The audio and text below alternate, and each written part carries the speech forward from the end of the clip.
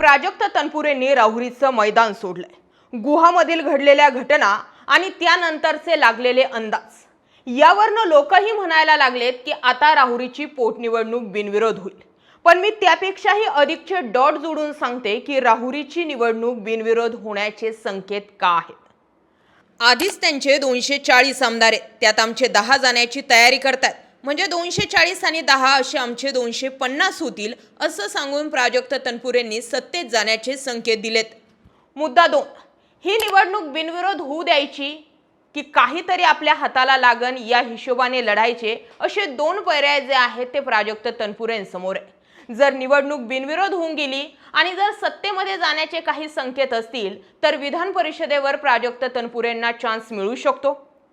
त्याही पुढे जाऊन मी सांगते, जर राहुरीची निवडणूक लढवायची जर म्हटली तर जसं मी या आधीही काही मुद्दे उपस्थित केले होते त्या पद्धतीने 35,000चं शिवाजी कर्डिलेंना मिळालेलं लीड 1 वर्षात प्राजक्त तनपुरेंना तोडणं शक्य आहे का?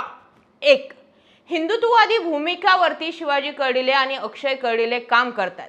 प्राजक्त तनपुरेंना तीच भूमिका सातत्यपूर्ण ठेवणं शक्य आहे का?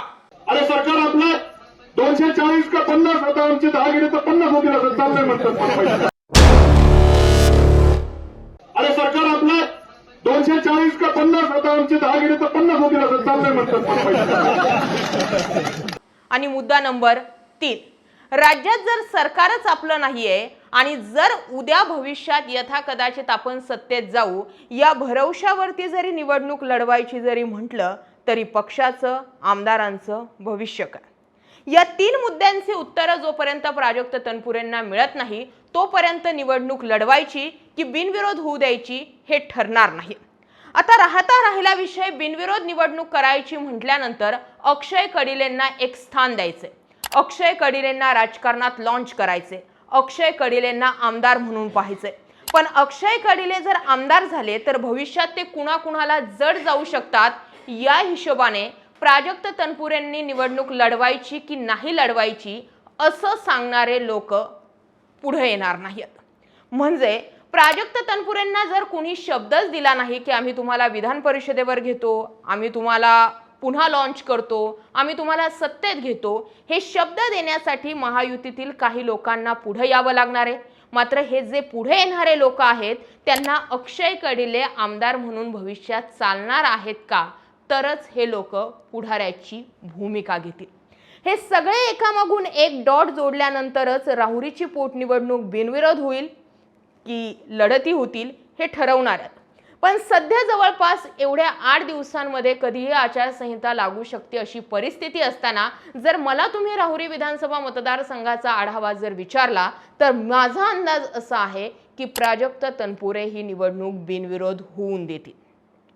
कारण मी याआधीही सांगितले, 1 वर्ष विरोधक म्हणून प्राजक्त तनपुरेंना तितकं अपडेट राहता आलं नाही, मुद्दे उचलता आलेले नाही आणि याही पलीकडे जाऊन जी हिंदुत्ववादी भूमिका आहे या भूमिकेवरती स्टँड घेणं सुद्धा शक्य होणार नाही।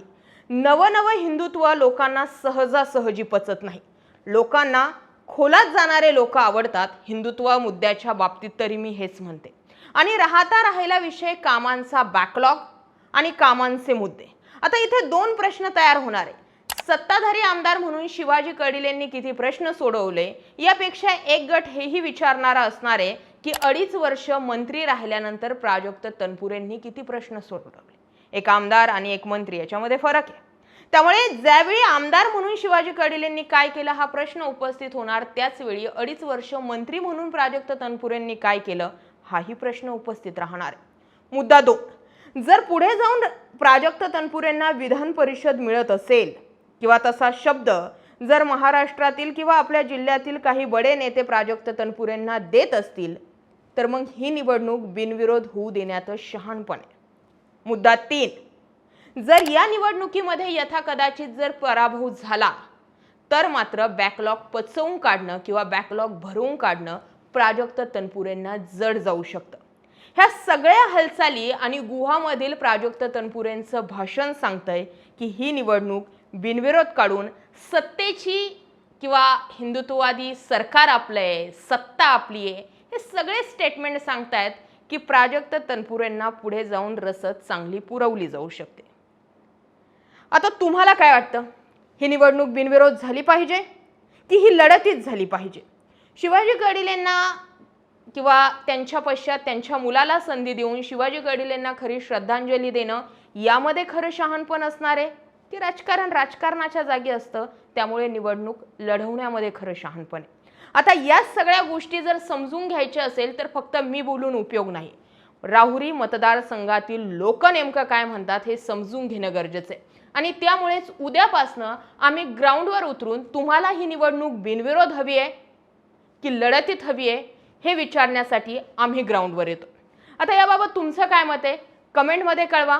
आणि आणखीही काही विषय असतील तर तेही आम्हाला सविस्तरमध्ये कमेंटमध्ये कळवा. व्हिडिओ मुद्दा आवडला असेल तर जास्तीत जास्त लोकांपर्यंत जरूर शेअर करा. जय महाराष्ट्र.